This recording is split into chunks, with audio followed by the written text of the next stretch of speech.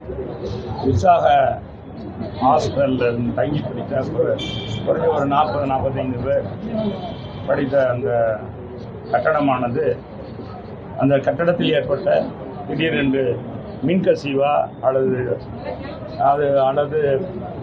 AC மிஷினாலையா அப்படின்றது இனிமேல் தான் விவரம் தெரியும்னு நினைக்கிறேன். இங்கே கேட்டவங்க அவங்க சரியாக பதில் பண்ணல.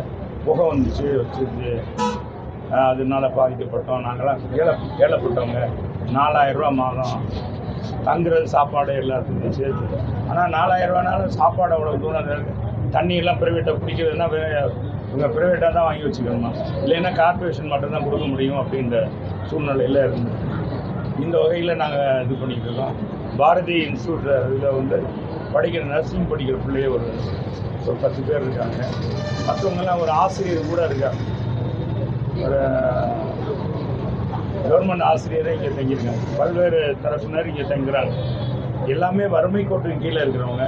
இவங்க என்ன முக்கிய கோரிக்கை என்னன்னா, இப்போ இருக்கிறவங்க நாங்கள் இந்த இடத்துல இருக்க முடியாது, வேறு எங்கேயாச்சும் போய்க்கிறோம், எங்களுக்கு அட்வான்ஸாக இப்போ பணம் கொடுத்துருக்கோம், அந்த பணத்தை வாங்கி கொடுக்க சொல்லுங்கள் இமிடியேட்டாக.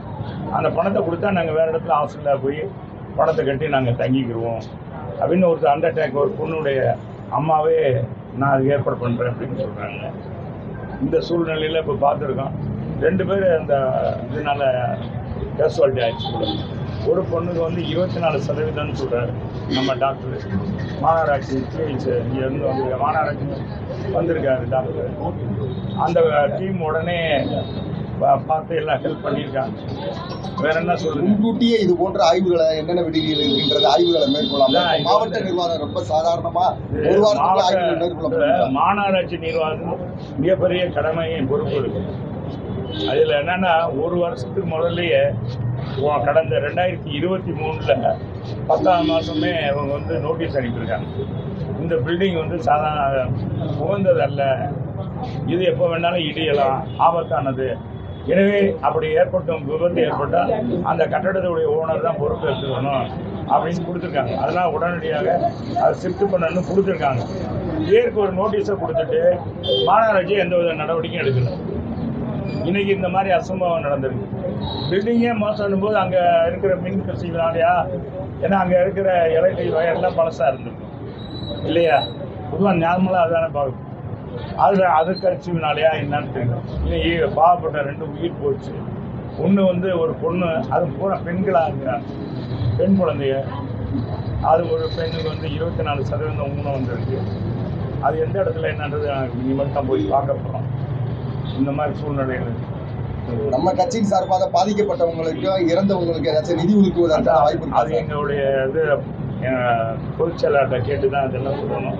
2வது என்னென்னா, இங்கே இருக்கிறவங்களுக்கு இப்போ சாப்பாடு மற்ற என்ன ஹெல்ப் வேணுமோ எங்கள் வட்ட செயலாளர்கள்லாம் சொல்லியிருக்கோம்.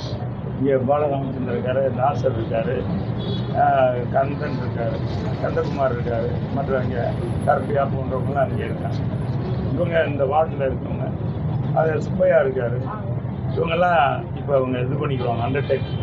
என்ன அவங்க செய்யலைன்னா அவங்களுக்கு என்ன விதமான அரசுனா என்னென்ன உதவி தேவையோ அதெல்லாம் செய்வதற்கு தயாராக. சார், இப்போ விதிமீறி இருக்கக்கூடிய இந்த மாதிரி கட்டிடங்களை ஆய்வு பண்ணுறதுக்கு பல்வேறு துறை வராங்க. திமுக துறை வராங்க, சுகாதாரத்துறை வராங்க, மாநகராட்சி வராங்க, சமூகத்துறை வராங்க.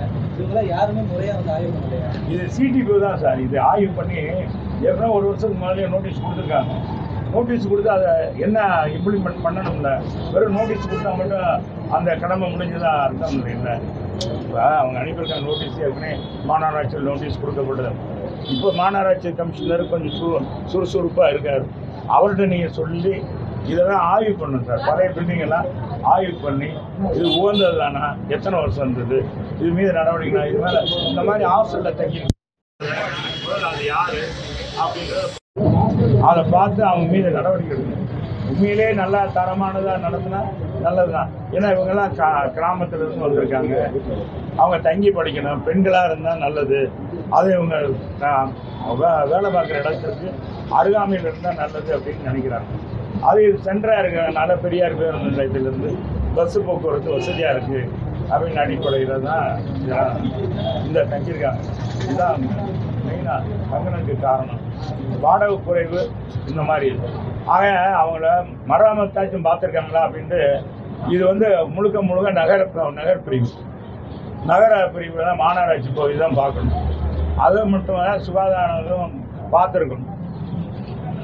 அது சுகாதார பிரிவும் அதை இன்ஸ்பெக்ஷன் பண்ணியிருக்கணும்.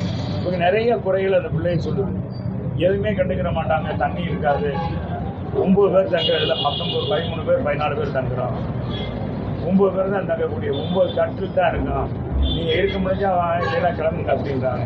எங்கள் வறுமைனால நாங்கள் இங்கே தங்கியிருக்கோம். சார், இப்போ மதுரை மட்டும் இல்லை, பெரும்பாலும் எல்லா மாவட்டத்திலுமே இதே மாதிரி தான் விதி ஒரு விஷயம். இது ஒரு மதுரை ஒரு எடுத்துக்காட்டுங்க. மதுரையில் இந்த மாதிரி ஒரு சம்பவம் நடந்திருக்கு. இதன் மூலமாக இந்த அரசாங்கம் எப்பவுமே இந்த அரசாங்கம் பிடித்துக் கொள்வதே கிடையாது. ஏற்கனவே கள்ளச்சாராயம் சாப்பிட்டு தான் உங்களுக்கு தெரியும். விழுப்புரம் நம்ம செங்கல்பட்டு மாவட்டத்தில் 23 இறந்தாங்க.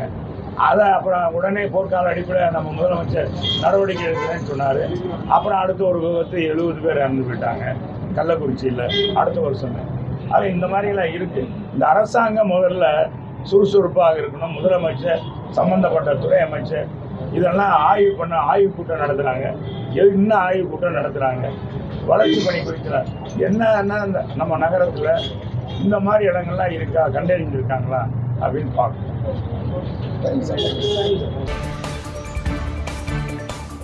செய்திகளை உடனுக்குடன் தெரிந்து கொள்ள நமது அம்மா இணையதள தொலைக்காட்சியை சப்ஸ்கிரைப் செய்து அருகில் உள்ள பெல்